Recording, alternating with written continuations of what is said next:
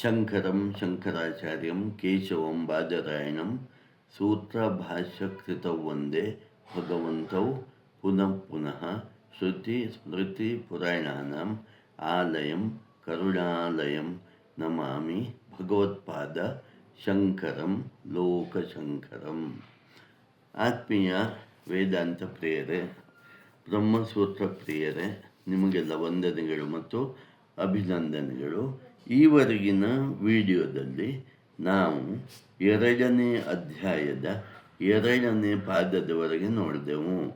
ಏನು ನೋಡಿದೆವು? ನಾವು 2ನೇ ಅಧ್ಯಾಯದ 2ನೇ ಪಾದದವರೆಗೆ ಏನು ನೋಡಿದೆವು ಅಂತ ಒಂದು ಸಲ ಮೆಲುಕು ಹಾಕಿಕೊಂಡಾಗ, ನಾವು ಶ್ರುತಿ ಅಂದರೆ ವೇದಗಳು, ಸ್ಮೃತಿ ಅಂದರೆ ಭಗವದ್ಗೀತೆ ಮುಂತಾದ ಗ್ರಂಥಗಳು, ಯುಕ್ತಿ ಅಂದರೆ ನ್ಯಾಯಶಾಸ್ತ್ರದ ಮೂಲಕ ನಾವು ಈವರೆಗೆ ಪರಿಶೀಲಿಸಿದಾಗ ನಮಗೆ ಕಂಡುಬಂದದ್ದು ಏನೆಂದರೆ, ಪರಬ್ರಹ್ಮವೇ ಅಥವಾ ಪರಬ್ರಹ್ಮ ಪರಮಾತ್ಮನೇ ಈ ಜಗತ್ತಿನ ಸೃಷ್ಟಿಗೆ ಅಭಿನ್ನ ನಿಮಿತ್ತ ಉಪಾದಾನ ಕಾರಣ ಎಂದು ಗೊತ್ತುಪಡಿಸಿದ್ದಾಯಿತು. ಮುಖ್ಯವಾಗಿ ಸೃಷ್ಟಿಗೆ ನಿಮಿತ್ತ ಕಾರಣ ಭಗವಂತ ಅಂತ ಎಲ್ಲ ಸಿದ್ಧಾಂತಗಳು ಒಪ್ಪುತ್ತವೆ.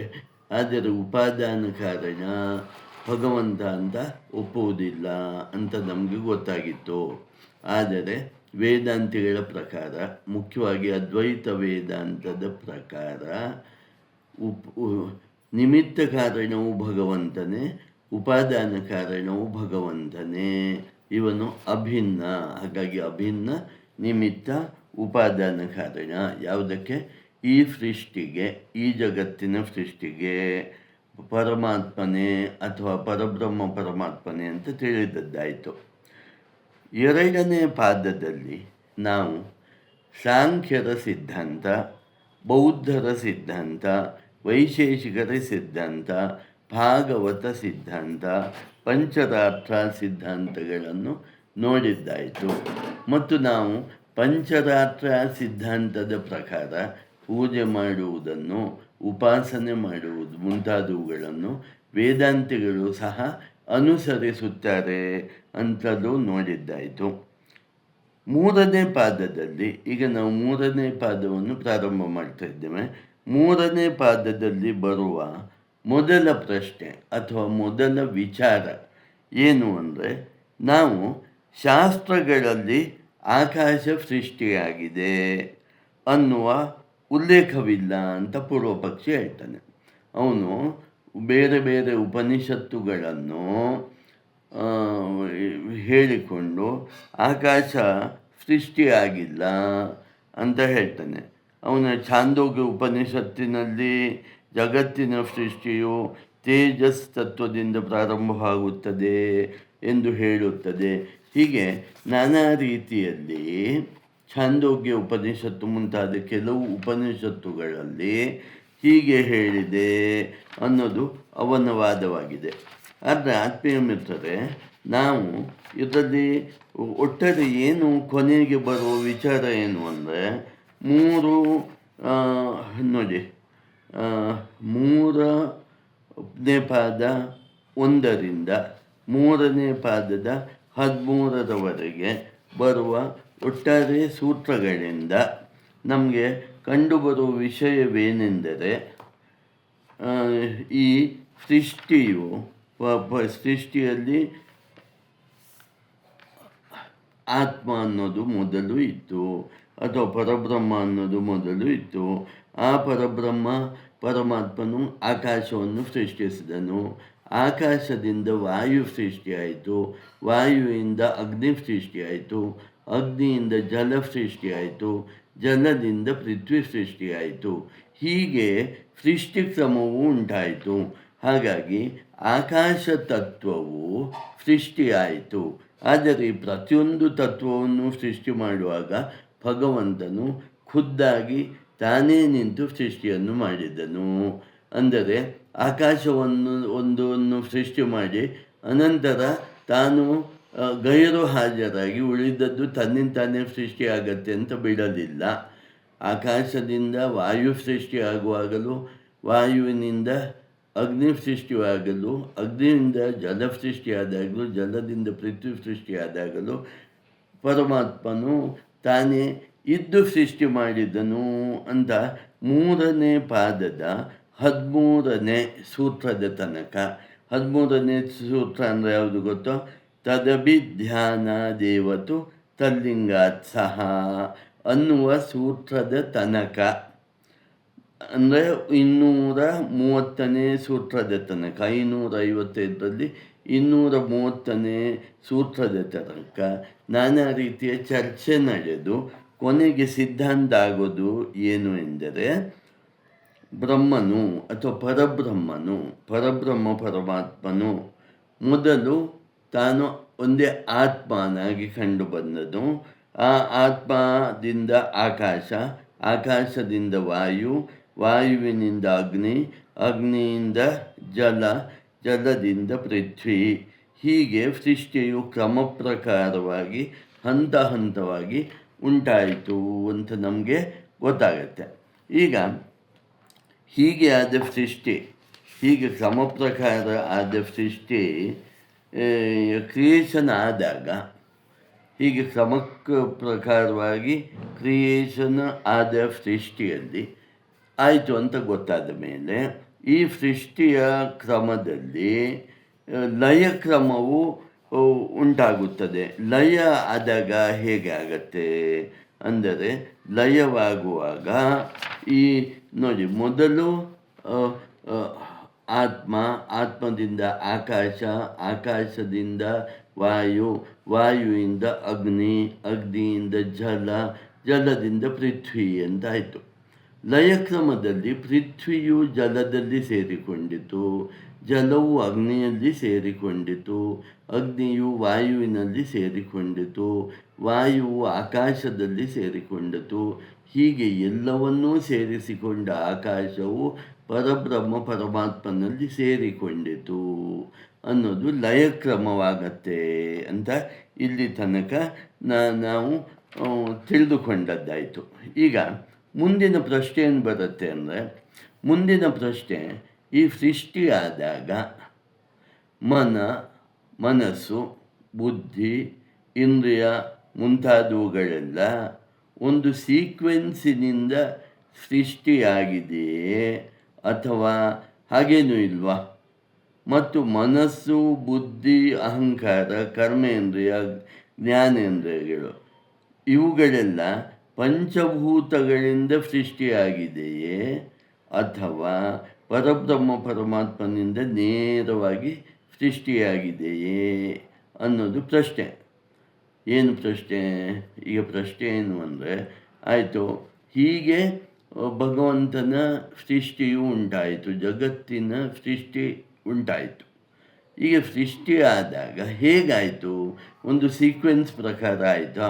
ಅಂದರೆ ಮನಸ್ಸು, ಬುದ್ಧಿ, ಇಂದ್ರಿಯ ಮುಂತಾದವುಗಳೆಲ್ಲ ಒಂದು ಸೀಕ್ವೆನ್ಸಿಯಿಂದ ಕ್ರಿಯೇಟ್ ಆಗಿದೆಯೋ ಅಥವಾ ಹಾಗೇನು ಸೀಕ್ವೆನ್ಸನ್ನು ಫಾಲೋ ಮಾಡಿಲ್ವೋ?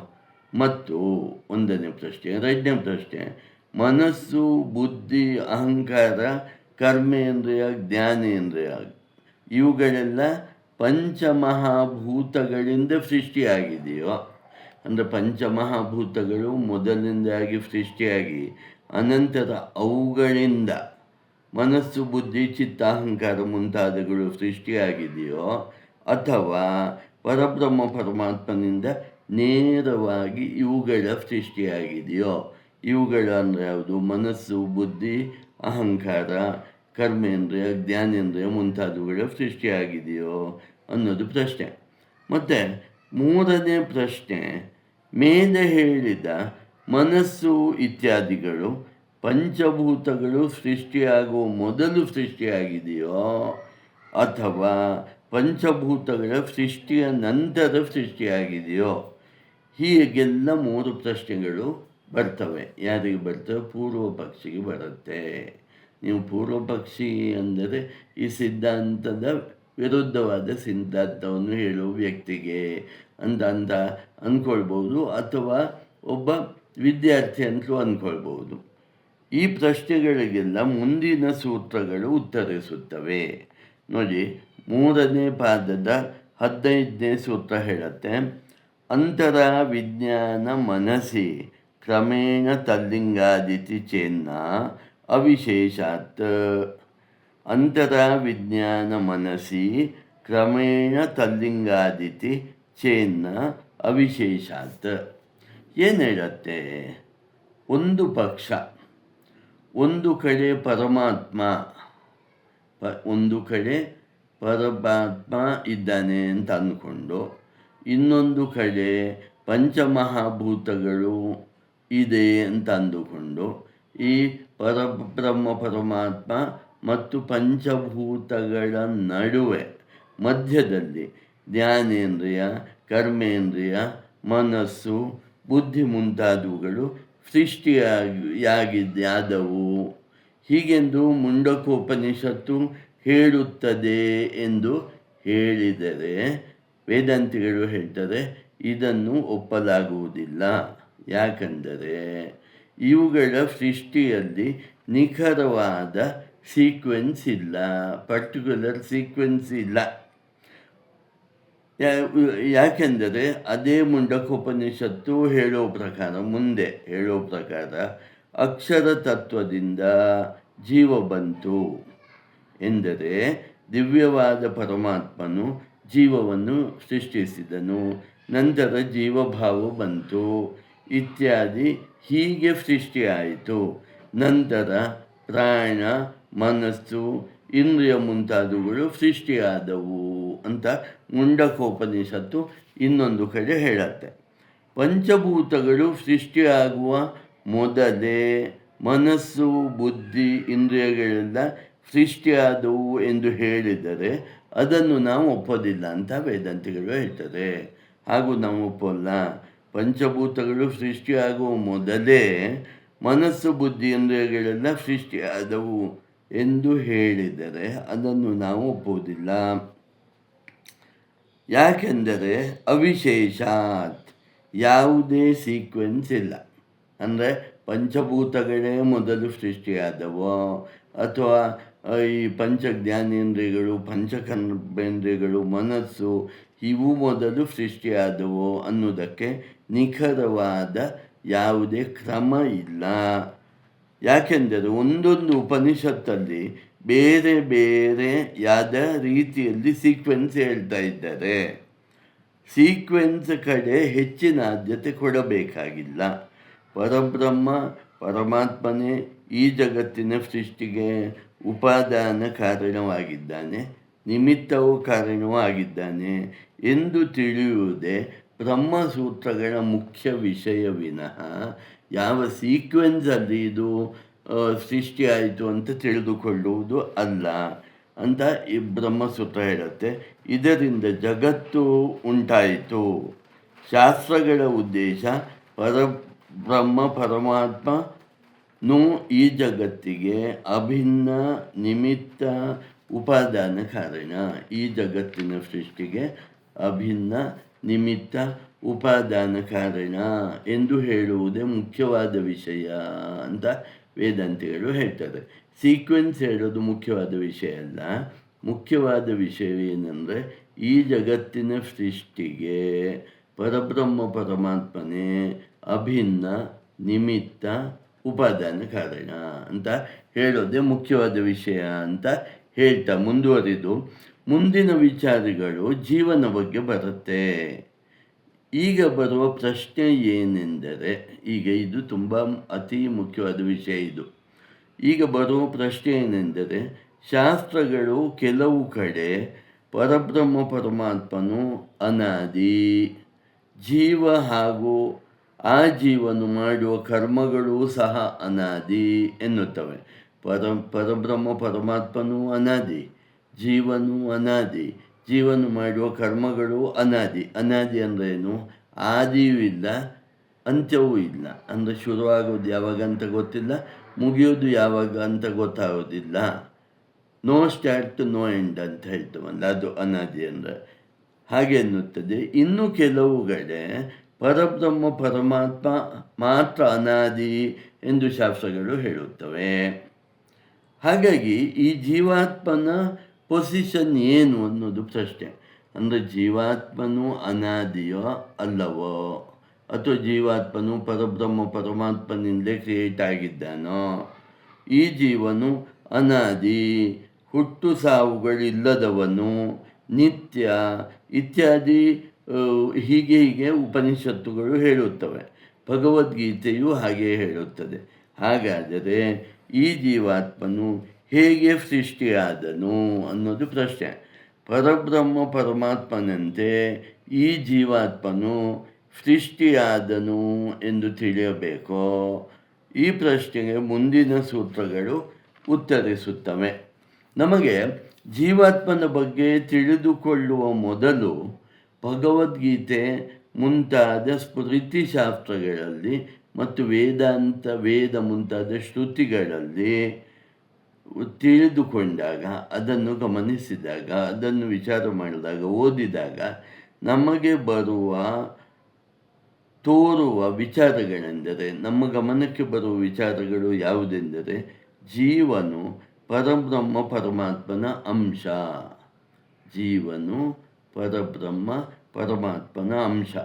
ಕೆಲವು ಕಡೆ ಹೇಳಿದಂತೆ, ಅಂದರೆ ಕೆಲವು ಉಪನಿಷತ್ತುಗಳಲ್ಲಿ ಹೇಳಿದಂತೆ, ಜೀವನು ಪರಬ್ರಹ್ಮ ಪರಮಾತ್ಮನಿಂದ ಸೃಷ್ಟಿಯಾಗಿದ್ದಾನೆ, ಜೀವನು ಅವಿನಾಶಿ, ಜೀವನು ನಿತ್ಯ, ಜೀವನು ಜನ್ಮ ಮರಣಗಳ ಹಂಗು ಇಲ್ಲದವನು, ಪರಬ್ರಹ್ಮ ಪರಮಾತ್ಮನು ಜಗತ್ತಿನ ಸೃಷ್ಟಿಗೆ ಕಾರಣನಾಗಿದ್ದಾನೆ.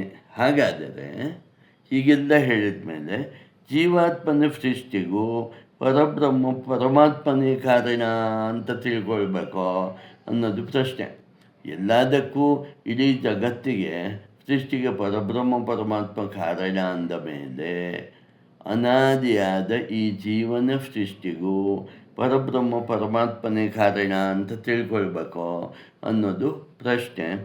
ಕೆಲವು ಉಪನಿಷತ್ತುಗಳು ಹೇಳುವ ಪ್ರಕಾರ ಜೀವನನ್ನು ಯಾರೂ ಸೃಷ್ಟಿ ಮಾಡಿಲ್ಲ, ಜೀವನು ಅನಾದಿ. ಇನ್ನೊಂದು ಕಡೆ ಹೇಳಿರುವುದೇನೆಂದರೆ, ಉಪನಿಷತ್ತಿನಲ್ಲಿ ಪರಬ್ರಹ್ಮ ಪರಮಾತ್ಮ ಮಾತ್ರ ಸೃಷ್ಟಿಯಾಗಲಿಲ್ಲ, ಅವನು ಮಾತ್ರ ಅನಾದಿ. ಹಾಗೆ ಹೇಳಿದಾಗ ಉಳಿದವರೆಲ್ಲ ಅನಾದಿ ಅಲ್ಲ ಅನ್ನೋ ಭಾವನೆ ಬರುತ್ತಲ್ವ. ಈಗ ಬರೋ ಪ್ರಶ್ನೆ ಏನೆಂದರೆ, ಮತ್ತೆ ನಾವು ಸಿದ್ಧಾಂತಿಗಳು, ಇದು ಪೂರ್ವ ಪಕ್ಷ ಹೇಳ್ತದೆ, ಸಿದ್ಧಾಂತಿಗಳು ಜೀವ ಅನಾದಿ ಮತ್ತು ಅದು ಹುಟ್ಟಿಲ್ಲ ಅಂತ ನೀವು ಭಾವಿಸುವುದಾದರೆ, ಹಾಗಾಗಿ ಈ ಜೀವಾತ್ಮನ ಪೊಸಿಷನ್ ಏನು ಮತ್ತು ಅಂಶ ಎಂದರೆ ಏನು, ಮಮೈವ ಅಂಶೋ ಜೀವಲೋಕೆ ಇತ್ಯಾದಿಯ ಅರ್ಥವೇನು? ಭಗವದ್ಗೀತೆಯಲ್ಲಿ ಬರುವಂಥ ಶ್ಲೋಕ ಇದು. ಮಮೈವ ಅಂಶೋ ಜೀವಲೋಕೆ ಅಂದರೆ ಜೀವಲೋಕದಲ್ಲಿ ನನ್ನ ಒಂದು ಅಂಶದಿಂದ ಈ ಜಗತ್ತಿನಲ್ಲಿರುವ ಎಲ್ಲ ಜೀವಿಗಳು ಸೃಷ್ಟಿಯಾಗಿವೆ ಅಂತ ಭಗವಂತನು ಹೇಳ್ತಾನೆ. ಹಾಗಾದರೆ ಇದರ ಅರ್ಥ ಏನು? ಜೀವಾತ್ಮನು ಸಾಯುವುದೂ ಇಲ್ಲ, ಶರೀರ ಮಾತ್ರ ಸಾಯುತ್ತದೆ ಅಂದರೆ ಏನು? ಜೀವಾತ್ಮನು ಒಂದು ದೇಹದಿಂದ ಇನ್ನೊಂದು ದೇಹಕ್ಕೆ ಹೋಗುತ್ತಾನೆ ಅನ್ನೋದು ನಾವು ತಿಳ್ಕೊಂಡೆವು. ನಮಗೆ ಆ ಅರಿವಿದೆ. ಅಂದರೆ ಮುಂದಿನ ಸೂತ್ರ 3ನೇ ಪಾದದ 14ನೇ ಸೂತ್ರ ಹೇಳುತ್ತೆ, ಚರಾಚರ ವ್ಯಪಾಶ್ರಯಸ್ತು ಸ್ಯಾತ್ ತದ್ವೈಪದೇಶಃ ಆಪ್ತಸ್ತತ್ ಭಾವಭಾವಿತ್ವಾತ್.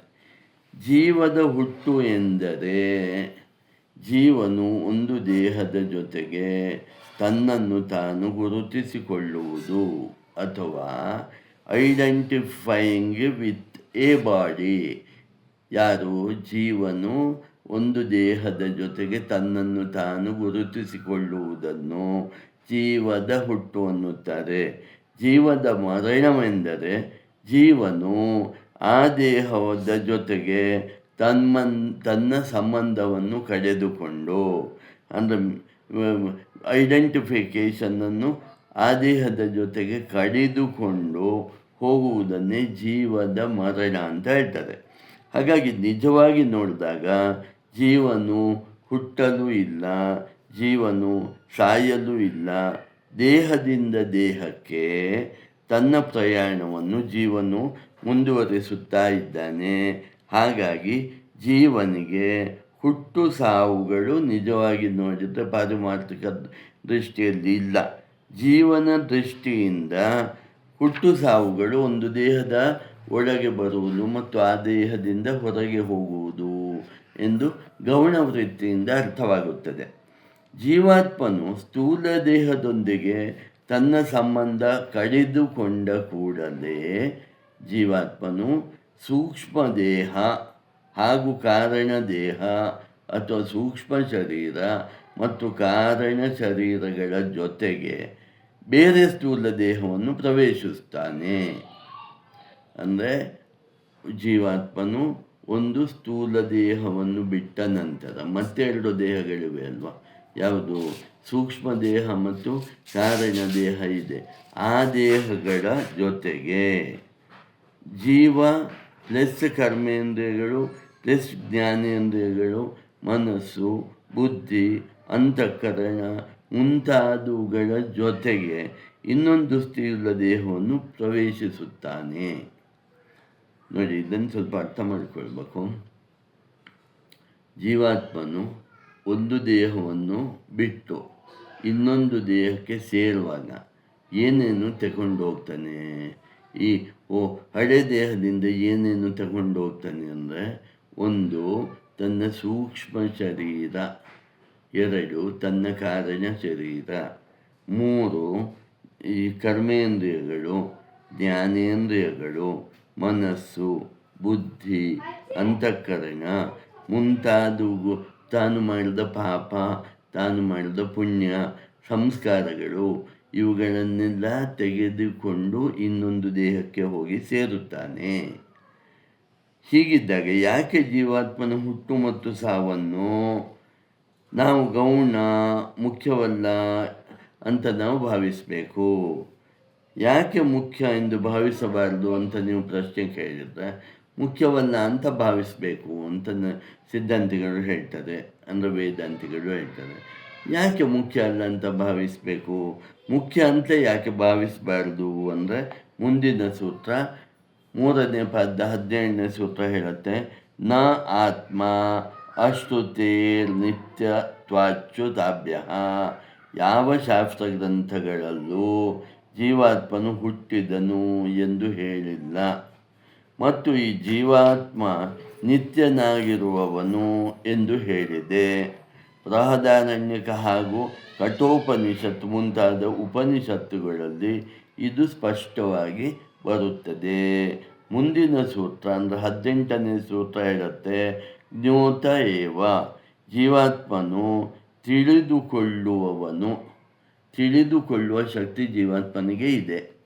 ಹಾಗಾಗಿ ಜೀವಾತ್ಮನು ಹುಟ್ಟು ಸಾವುಗಳನ್ನು ಅರಿಯಬಲ್ಲನು.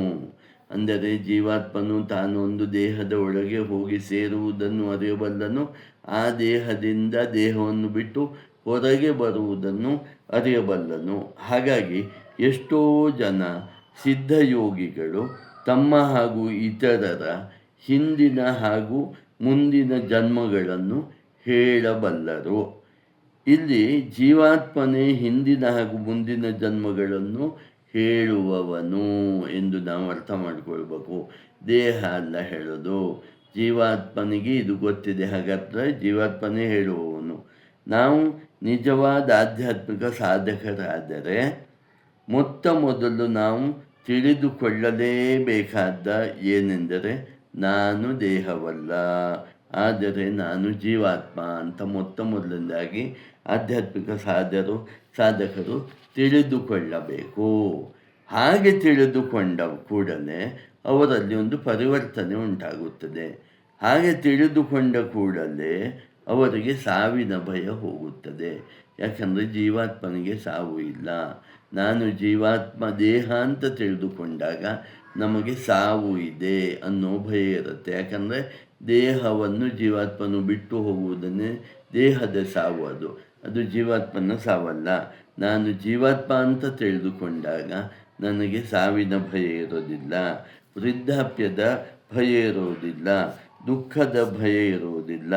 ನಮ್ಮ ಈ ದೇಹದ ಬಂಧುಗಳ ಜೊತೆಗಿನ ಒಡನಾಟ ಎಲ್ಲವೂ ನಿಧಾನವಾಗಿ ಕಡಿಮೆ ಆಗುತ್ತಾ ಹೋಗುತ್ತದೆ. ಇದರಿಂದ ಈ ಬಂಧನದಿಂದ ಬಿಡುಗಡೆಗೆ ದಾರಿ ಸಿಗುತ್ತದೆ. ಏಕೆಂದರೆ ಜೀವನಾದ ನಾನು ಈ ದೇಹ ಬರುವುದಕ್ಕಿಂತ ಮೊದಲೂ ಇದ್ದೆ, ಈ ದೇಹದಲ್ಲಿಯೂ ಇದ್ದೇನೆ, ಈ ದೇಹ ಬಿಟ್ಟ ಮೇಲೂ ಇರುತ್ತೇನೆ ಎಂದು ಗೊತ್ತಾಗುತ್ತದೆ. ಹಾಗೂ ಹುಟ್ಟು ಸಾವಿನ ಆಚೆಗೆ ನಾವು ಇದ್ದೇವೆ ಅಂತ ತಿಳಿಯುತ್ತೇವೆ. ಯಾವಾಗ ನಾನು ದೇಹವಲ್ಲ, ನಾನು ಜೀವ ಅಂತ ತಿಳಿದುಕೊಂಡಾಗ. ಆಗ ಬರುವ ಪ್ರಶ್ನೆ, ಬರುವ ಉತ್ತರ, ಈ ಮಮೈವಾಂಶೋ ಜೀವಲೋಕೆ ಅನ್ನುವುದರ ಅರ್ಥ ಜೀವಾತ್ಮನಾದ ನಾನು ಪಾರಮಾರ್ಥಿಕವಾಗಿ ನೋಡಿದಾಗ ನಿಜವಾಗಿ ಪರಬ್ರಹ್ಮ ಪರಮಾತ್ಮನೇ ಆಗಿದ್ದೇನೆ. ಆದರೆ ಜೀವಾತ್ಮನಾದ ನಾನು ಕಾರಣ ಶರೀರದ ಜೊತೆಗೆ ಸಂಬಂಧ ಹೊಂದಿರುವುದರಿಂದ, ಈ ಕಾರಣ ಶರೀರದಲ್ಲಿ ಅಜ್ಞಾನವಿರುವುದರಿಂದ ತಾನು ಪರಬ್ರಹ್ಮ ಸ್ವರೂಪವೆಂದು ಗೊತ್ತಾಗುವುದಿಲ್ಲ ಅಷ್ಟೆ. ಪರಬ್ರಹ್ಮ ಸ್ವರೂಪಿ ಜೀವಾತ್ಮನು ಪರಬ್ರಹ್ಮ ಸ್ವರೂಪಿ ಆದರೂ ಅವನು ಕಾರಣ ಶರೀರದಲ್ಲಿರುವುದರಿಂದ, ಕಾರಣ ಶರೀರವು ಅಜ್ಞಾನದಿಂದ ತುಂಬಿರುವುದರಿಂದ ತಾನು ಪರಬ್ರಹ್ಮ ಪರಮಾತ್ಮ ಅನ್ನುವುದು ಗೊತ್ತಾಗುವುದಿಲ್ಲ. ಆದರೆ ತನ್ನ ಸ್ವಸ್ವರೂಪ, ರಿಕಾಗ್ನಿಷನ್ ಆಫ್ ಒನ್ಸ್ ಓನ್ ನೇಚರ್ ತಿಳಿದು ಬಂದಾಗ, ತನ್ನ ಸ್ವಸ್ವರೂಪ ತಿಳಿದು ಬಂದಾಗ ಕಾರಣ ಶರೀರವು ಇಲ್ಲವಾಗುತ್ತದೆ. ಅಂದರೆ ನಾವು ಧ್ಯಾನಾಭ್ಯಾಸ, ವೇದಾಂತದ ಶ್ರವಣ ಮನನ ನಿಧಿಧ್ಯಾಸನ ಮುಂತಾದವುಗಳು ಮಾಡಿದಾಗ ನಮ್ಮ ಕಾರಣ ಶರೀರವು ಜ್ಞಾನದಿಂದಾಗಿ ಇಲ್ಲವಂತೆ ಆಗುತ್ತದೆ. ಆ ಸಂದರ್ಭದಲ್ಲಿ ನಮ್ಮ ಸ್ವಸ್ವರೂಪ, ಅಂದರೆ ನಾನು ಪರಬ್ರಹ್ಮ ಪರಮಾತ್ಮನೇ, ಯಾಕಂದರೆ ಪರಬ್ರಹ್ಮ ಪರಮಾತ್ಮದ ಅಂಶವೇ ಈ ಜಗತ್ತು, ಹಾಗಾಗಿ ಆ ಅಂಶದಿಂದ ಬಂದವನಾದ್ದರಿಂದ ನಾನು ಪರಬ್ರಹ್ಮ ಪರಮಾತ್ಮನೇ ಎಂದು ತಿಳಿಯುತ್ತೇವೆ. ಆಗ ನಾವು ಜೀವನು ನಿತ್ಯ, ಜೀವನು ತನ್ನ ದೇಹವನ್ನು ಬದಲಿಸಿದಾಗ ಜೀವನಿಗೆ ಏನೂ ಆಗುವುದಿಲ್ಲ ಅಂತ ತಿಳಿದು ಬರುತ್ತದೆ ಅಂತ ಈ ಸೂತ್ರ ಹೇಳುತ್ತೆ. ಮುಂದಿನ ಸೂತ್ರ ನೋಡಿ ಹೇಳುತ್ತೆ, ಉತ್ಕ್ರಾಂತಿ ಗತಿ ಅಗತಿನಾಂ. ಈ ಜೀವಾತ್ಮನು ದೇಹವನ್ನು ಬಿಟ್ಟ ಮೇಲೆ ಬೇರೆ ಬೇರೆ ಲೋಕಗಳಿಗೆ ಹೋಗಿ ಬರುತ್ತಾನೆ. ಬಂದ ಜೀವಾತ್ಮನು, ಬೇರೆ ಬೇರೆ ಲೋಕಗಳಿಂದ ಬಂದ ಜೀವಾತ್ಮನು ತನ್ನ ಕರ್ಮಗಳ ಅನುಸಾರ ಹಾಗೂ ತನ್ನ ಜ್ಞಾನದ ಅನುಸಾರ ಮತ್ತೆ ಬೇರೆ ಬೇರೆ ಥರದ ದೇಹಗಳನ್ನು ಧರಿಸುತ್ತಾನೆ. ತನ್ನ ಜ್ಞಾನ ಹಾಗೂ ಕರ್ಮದ ಅನುಸಾರವಾಗಿ ಅವನಿಗೆ ಜೀವಾತ್ಮನು ಸತ್ತ ನಂತರ ಚಂದ್ರಲೋಕ ಮುಂತಾದ ಸ್ವರ್ಗಲೋಕ, ಬ್ರಹ್ಮಲೋಕ ಮುಂತಾದ ಲೋಕಗಳವರೆಗೆ ಹೋಗಿ ಬಂದರು ಮತ್ತೆ ಬಂದು ಬೇರೆ ದೇಹಗಳನ್ನು ಸೇರ್ತಾನೆ. ಹೇಗೆ ಸೇರ್ತಾನೆ? ತನ್ನ ಕರ್ಮಗಳ ಅನುಸಾರವಾಗಿ ಮತ್ತು ತನ್ನ ಜ್ಞಾನದ ಅನುಸಾರವಾಗಿ ಆ ದೇಹಗಳನ್ನು ಧರಿಸುತ್ತಾನೆ. ಕೆಲವು ಜೀವಾತ್ಮರುಗಳು ಉಚ್ಚ ಯೋನಿಯಲ್ಲಿ ಅಂದರೆ ದೇವತಾ ದೇಹಗಳಲ್ಲಾಗಲಿ ಮನುಷ್ಯ ದೇಹಗಳಲ್ಲಾಗಿ ಹುಟ್ಟನ್ನು ಪಡೆಯುತ್ತಾರೆ. ಇನ್ನು ಕೆಲವು ಜೀವಾತ್ಮರು ಅಧಮ ಯೋನಿಗಳಲ್ಲಿ ಅಂದರೆ ಪ್ರಾಣಿ, ಕೀಟ, ಪಕ್ಷಿ, ಮರ, ಗಿಡ ಮುಂತಾದ ದೇಹಗಳನ್ನು ಸೇರಿಕೊಳ್ಳುತ್ತವೆ. ಯಾವ ಜೀವನು, ಇಲ್ಲಿ ಓಂಕಾರದ ಬಗ್ಗೆ ಹೇಳ್ತಾರೆ, ಯಾವ ಜೀವನು ತಾನು ದೇಹದಲ್ಲಿ ಇದ್ದಾಗ ಓಂಕಾರದಲ್ಲಿ ಬರುವ ಅ ಉ ಮ ಎಂಬ 3 ಅಕ್ಷರಗಳ ಪೈಕಿ ಕನಿಷ್ಠ ಅ ಮತ್ತು ಉ ಅಂದರೆ ಜಾಗೃತ್ ಮತ್ತು ಸ್ವಪ್ನಾವಸ್ಥೆ 2 ಅಕ್ಷರಗಳ ಓಂಕಾರವನ್ನು ಉಪಾಸನೆ ಮಾಡಿರುತ್ತಾನೋ ಅಂತಹ ಜೀವಾತ್ಮನು ಅಂತರಿಕ್ಷಕ್ಕೆ ಹೋಗಿ ಚಂದ್ರಲೋಕಕ್ಕೆ ಹೋಗುತ್ತಾನೆ. ಈ ಚಂದ್ರಲೋಕ ಅಂದರೆ ಇಲ್ಲಿ ಸ್ವರ್ಗಲೋಕ ಅಂತ ತಗೊಳ್ಬೇಕು. ಚಂದ್ರಲೋಕದಲ್ಲಿ ಅಲ್ಲಿಯ ಅನುಭವ ಪಡೆದು ಮತ್ತೆ ಮರ್ತ್ಯಲೋಕಕ್ಕೆ ಹಿಂದಿರುಗಿ ಬರುತ್ತಾನೆ. ಮರ್ತ್ಯಲೋಕಕ್ಕೆ ಬಂದು ಈ ಜೀವಾತ್ಮನು ಯಾವುದೋ ಒಂದು ದೇಹದಲ್ಲಿ ಸೇರಿಕೊಳ್ಳುತ್ತಾನೆ. ಹೀಗೆ ಜೀವಾತ್ಮನು ನಿತ್ಯ ಹಾಗೂ ಒಂದು ಲೋಕದಿಂದ ಇನ್ನೊಂದು ಲೋಕಕ್ಕೆ ಹೋಗಿ ಕೊನೆಗೆ ಮರ್ತ್ಯಲೋಕಕ್ಕೆ ಬಂದು ಇನ್ನೊಂದು ದೇಹ ಪಡೆದು ತನ್ನ ಯಾತ್ರೆಯನ್ನು ಇರುತ್ತಾನೆ. ಜೀವಾತ್ಮನು ನಿತ್ಯ ಎಂದು ನಾವು ತಿಳಿದುಕೊಳ್ಳಬೇಕು ಎಂದು ಮುಂದಿನ ಸೂತ್ರವು ಹೇಳುತ್ತದೆ. ಹಾಗಾಗಿ ಆಧ್ಯಾತ್ಮಿಕ ಮಿತ್ರರೇ, ಈವರೆಗೆ ನಾವು 3ನೇ ಪಾದದ 19ನೇ ಸೂತ್ರವನ್ನು ನೋಡಿದೆವು. ಮುಂದಿನ ವಿಡಿಯೋದಲ್ಲಿ 3ನೇ ಪಾದದ 20ನೇ ಸೂತ್ರವನ್ನು ನೋಡೋಣ. ಈವರೆಗೆ ಒಟ್ಟಾರೆ 555ರಲ್ಲಿ 235 ಸೂತ್ರಗಳು ಮುಗಿದಿವೆ. ನಿಮಗೆಲ್ಲ ವಂದನೆಗಳು ಮತ್ತು ಅಭಿನಂದನೆಗಳು.